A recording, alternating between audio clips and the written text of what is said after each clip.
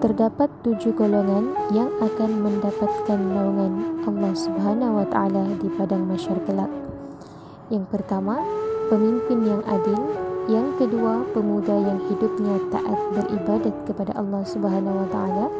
Yang ketiga, seseorang yang hatinya mencintai masjid. Yang keempat, 2 orang yang saling mengasihi kerana Allah, bertemu dan berpisah kerana Allah Subhanahu wa Ta'ala. Yang kelima, seseorang yang membenci perbuatan maksiat kerana takut kepada Allah Subhanahu wa Ta'ala. Yang keenam, seseorang yang menyembunyikan sedekahnya. Dan yang terakhir, seseorang yang mengingati Allah Subhanahu wa Ta'ala sehingga menitiskan air mata. Golongan yang pertama adalah pemimpin yang adil. Apakah yang dimaksudkan dengan pemimpin yang adil? Pemimpin yang adil ialah pemimpin yang menjalankan tanggungjawab terhadap orang yang di bawah pimpinannya berpandukan Al-Quran dan hadis. Sebagai contoh, memastikan keperluan asas rakyat dipenuhi dan mencegah kemungkaran daripada berleluasa. Selain itu, golongan yang kedua adalah pemuda yang memenuhi masa dengan melakukan ibadat kepada Allah Subhanahu wa Ta'ala, sama ada melakukan ibadah yang wajib ataupun sunat. Sebagai contoh, melaksanakan tuntutan solat 5 waktu dan ibadat puasa dengan sempurna. Sebagai contoh, melazimi qiyamul lail, membaca Al-Quran dan juga berzikir. Seterusnya kita beralih kepada golongan yang ketiga, yakni seseorang yang hatinya mencintai masjid. Seseorang yang hatinya mencintai masjid akan sentiasa berseronok memakmurkan masjid dengan aktiviti ibadat dan kebajikan. Sebagai contoh, melaksanakan solat fardu secara berjemaah. Yang kedua, menyertai aktiviti masjid seperti majlis ilmu ataupun program sukan dan riadah. Selain itu, 2 orang yang saling mengasihi kerana Allah bertemu dan berpisah kerana Allah. 2 golongan yang saling mengasihi yang dimaksudkan tersebut adalah 2 orang sahabat yang bersahabat berdasarkan keimanan dan ketakwaan kepada Allah Subhanahu wa Ta'ala.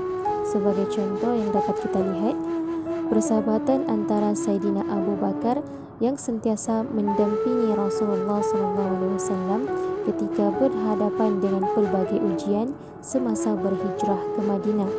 Yang kedua, persaudaraan antara kaum muhajirin dengan ansar sehingga menawarkan harta, tenaga dan juga tempat tinggal. Seterusnya, golongan yang akan mendapatkan naungan Allah Subhanahu wa Ta'ala adalah seseorang yang membenci perbuatan maksiat kerana takut kepada Allah Subhanahu wa Ta'ala. Apa yang dimaksudkan di sini adalah seseorang yang menjauhi semua perbuatan yang melanggar suruhan Allah Subhanahu wa Ta'ala atau meninggalkan larangannya, sama ada dalam bentuk lisan, perbuatan ataupun hati. Sebagai contoh yang dapat kita lihat, menjauhi perbuatan mencuri dan juga menghindari pergaulan bebas tanpa batasan. Salah satu golongan yang akan mendapatkan naungan Allah adalah seseorang yang sentiasa menyembunyikan sedekahnya.